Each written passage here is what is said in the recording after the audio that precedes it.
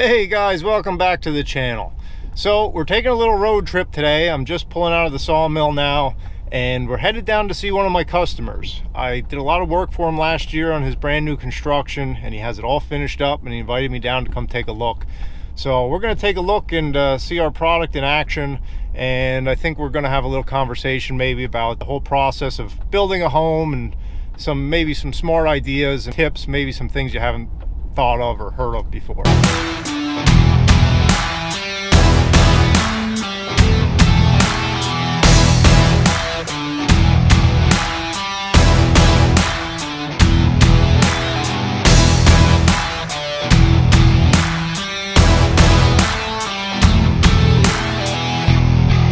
All right, so we made it here. I'm with Stefan, the homeowner, who's so gracious to have us here at the house. I really appreciate it. You know, I do a lot of these projects and everybody says, we'll send you pictures, we'll have you there when it's finished. And well, I know how it goes. People get busy, they forget. So he was gracious enough to invite me down here. And we're gonna take maybe a little bit of a tour here and show you. But right off the bat, I wanna show you this floor. So this is walnut, and he used ash as an inlay to do some borders and inlay work. Really sharp, really nice, beautiful walnut flooring here. And so Stefan, let's talk a little bit about this whole project, how we got started here, where this wood actually came from. Mm-hmm. Well, most of it was actually here on the property, which we were clearing the trees anyway. So we're going to bring the logs up and have you turn them into some usable lumber. Right, and that's something, you know, a lot of people don't think about. A lot of times if you're clearing for a new home, a lot of times there's trees on the property, it's a wooded lot, and unfortunately a lot of times those trees go to waste. You know, if he wouldn't have utilized them here for his flooring, the stuff probably would have got chipped or turned into firewood or something like that. He was able to bring them up to me, we sawed them into boards, kiln dried it, and made flooring out of it. All in all, it was probably the best use of the wood, and what he has here is absolutely amazing. I mean, he was fortunate enough to have black walnut on the property, which if you know anything about lumber is one of the most sought after, one of the most valuable woods there is. So, I mean, for you to go out and buy this black walnut flooring, you would have been talking 3-4 times the cost. At least, yeah, I'm sure. And actually what happened, he was a little short, so we supplemented, and that's another thing, you know, if you have something and you don't quite have enough, the mill you're working with a lot of times can supplement to fill in. So overall it worked out beautifully, and we'll take a walk through here. Yeah, we're thrilled with it. He's got this massive dog here. That's what you hear in the background. Gino. And the stairs are another thing here. Now, I didn't actually make the stair treads for him, but I did saw and dry the lumber and kind of cut out the blanks, and then he had another subcontractor do the stair work, which turned out beautiful. Yeah. So he's got some beautiful walnut treads here. And they were able to use every bit of the lumber that you machined for us. Right, so, right. Yeah, it worked out. Yeah, very sharp. Yeah, like I said, we're really happy with it. We're happy with the fact that it came from the property. Right. Just that alone. Yeah, it adds really sentimental value and just the best use of the resource overall. So let's talk about the house in general. You were your own general contractor on this whole deal, which, if you're not familiar with that, what that means, he didn't just go to a home builder and say, you know, pick a home out of a book and go from there. He basically led his own project every step of the way, which has pros and cons, I'm sure. For sure, yeah. I'm sure you'll agree to that. So he ultimately had the ultimate say, the ultimate control, and ultimately all the headache. When subcontractors are running late and all that stuff, you know, that's what you get to deal with. But any suggestions for somebody that's looking into building a home, you know, the whole scope of it? What was your experience overall? It was very, very difficult. It was the biggest problem was at the time we were building, everybody was busy, so it was hard to get some subcontractors on the job. I'm not a builder, so I don't have the relationships that a subcontractor will drop what they're doing and rush over to my house. Right. That's a big problem. But all in all, I think me having the level of control I had allowed us to get a finished product that we were looking for. Right. So yeah, we were happy with that. And a lot of people, this is not to, you know, talk negatively about anything, but a lot of people will just go to a home builder and they're kind of at the mercy of the home builder. Yeah. They'll let that home builder kind of, I don't want to say walk all over them, but if you're not your own general contractor, if you're not your own advocate, they're going to do what's in their best interest, honestly. Yeah. You know, they're going to push the materials that work best for them and the schedules that work best for them. So by doing your own work, number one, you save a ton of money because you're cutting out a lot of middlemen. Number two, you get to use whatever materials suit you and work best for you, and you just have a lot more flexibility. I agree. Anything else? Any big things you wouldn't do? I guess probably start a project during the beginning of a global pandemic was the one. Pandemic was probably a problem. I remember you touched base to me, I think probably late 2019, and we were kind of Exactly. gearing up to get this done, and then the pandemic early hit. 2020, I remember we had a phone call where we said, well, let's just pump the brakes because Yeah. we both kind of thought maybe the world was coming to Yep. an end. I was certain that everything was going to come to a screeching halt, so we stopped. Yeah, you and everybody else, Yeah. and that just made it that much more difficult to kind of schedule around and get everybody moving. But you know, it all worked out in the end. No, as far as the process of actually going from trees to flooring, there's enough time between when you're clearing the lot to when you need the flooring for them to be turned into dried Right. hardwood flooring. Yeah, it actually works great. I've done a bunch of these projects in the past, and the biggest thing with any construction, plan ahead. You know, you really have to lead some lead time. You can't just spring stuff on contractors at the last minute. So if you plan ahead, like he was just saying, it's a perfect time from site clearing to finished product, because honestly, flooring, stairs, trim work, it's some of the last stuff that gets done. So you have lots of time if you plan ahead to pull off a project like this. But in general, construction, you're always got to be 3 steps ahead. You know, if you want the product when you need it, you always have to be thinking ahead. This was a really, really fun one. I enjoyed it. You know, maybe We have your stuff all over the place. We have the stairs, we have the countertops that you yeah, you did a video on these let's countertops. take a walk over. You guys might remember, if you've been following the channel, we did this walnut countertop. Was featured on one of my videos how it was made. Well, here it is, finished, in place. So once again, this is something really neat because a lot of times it just goes out the door and I never see it again. I might get a picture if I'm lucky. So to actually come see it installed in person really is special. This one in here also.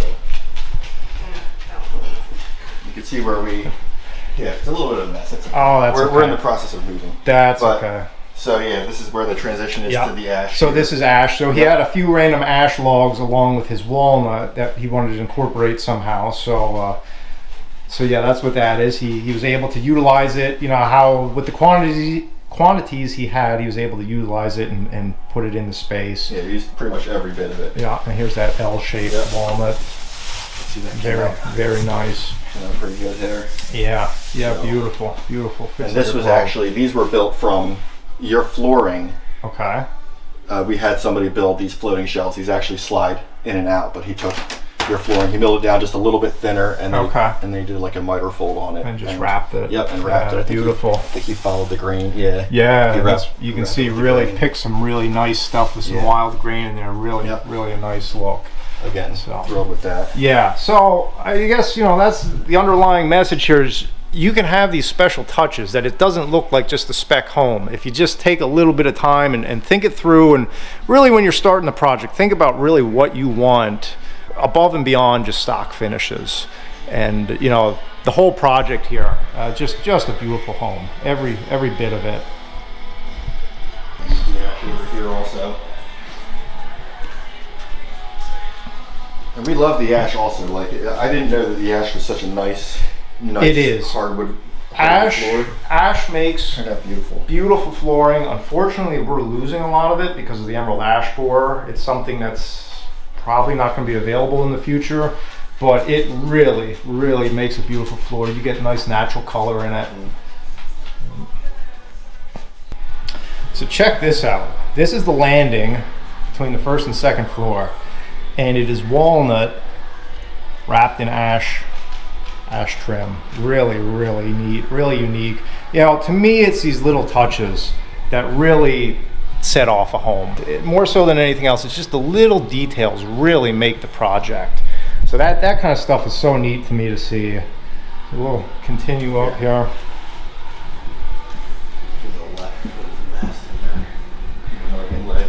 I'll let you lead the way.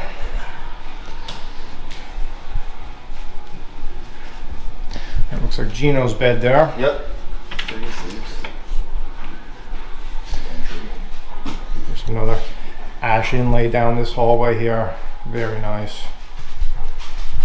So you ended up laying this flooring yourself. I laid everything myself, yeah. Yeah, Yep. yeah. So it's just really, that's one of those things. Another thing, by being his own GC, he could pick and choose what projects he wanted to tackle and what he wanted to sub out.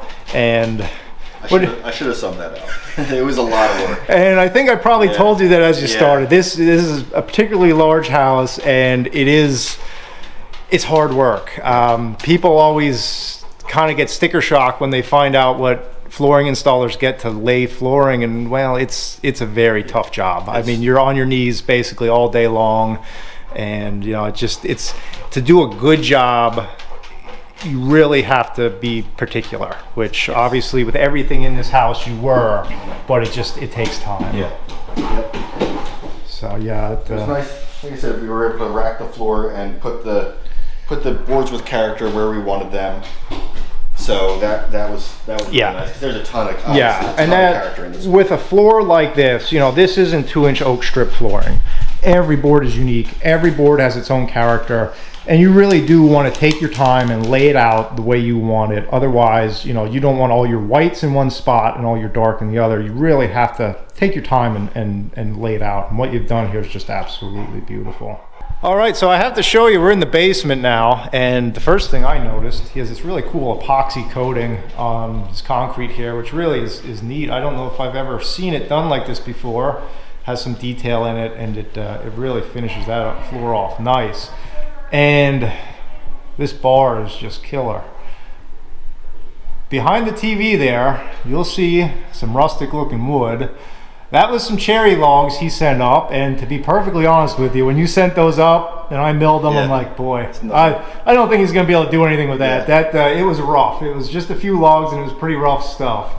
But yeah, we didn't even intend to send those. Yeah, it just got mixed in with some creativity. You can see that looks awesome. What a nice rustic background. So that's cherry, and they just stained it dark and used it as a backdrop. We used the same stain as the cabinets. Yeah, and it came pretty close, and it looks. That fits perfect. That really ties it in. Yeah. So, as we've been saying this whole time here, it's these little touches. If you're thinking about building. I always call it smart design. Really think about what you want to do. It's just little things that make all the detail. You don't need the most square foot in the world. You don't need the fanciest finishes. You just need to really think about what you want. So you end up with a project, you're proud of. So let's talk a little bit about the different, maybe more technologically advanced building techniques you used here. I know you said this is an ICF house. So if you want to explain that a little bit. It's basically foam blocks that you stack.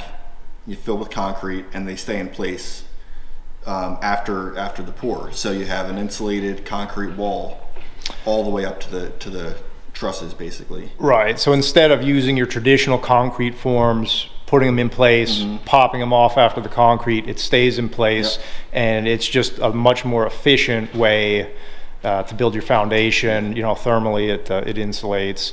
And we used it all the way up. We used it on the first floor, second floor. So the house is very airtight. Right. Uses very little energy to heat and cool. Right. And obviously it's not going to blow away in a windstorm. Yeah. Strengthens everything. Yeah. And I remember you telling me you use spray foam insulation. Up in the attic, we use spray foam on the roof deck, spray foam on the gables. So everything's very tight house. Yeah, very efficient. And that's another thing to think about. Yes, this stuff costs more money up front, but it pays you dividends in the future. We all know it seems the price of energy just keeps going up. And I've always said insulation is kind of an investment that just keeps paying and paying, because it's more up front, but in the long run, energy savings, you're going to come out way ahead. Anything else as far as That's it. I mean, we also did, high efficiency windows, which same concept. Right. I wanted to make sure that we have as little energy cost as possible. Spend a little upfront and get that back on the energy costs. Right. That's smart. Yeah. It's always a good idea. So. But being my own builder, I could also make sure all my air sealing details were correct. Yeah. So every time a trade leaves, I can check out what they did, make sure everything's sealed up. And that's a good point, because a lot of times your subs will be in and out, and if you're not there overseeing, I'm not going to say the cut corners, but it could be things that you don't necessarily see. Yeah. They kind of just maybe get covered over and on.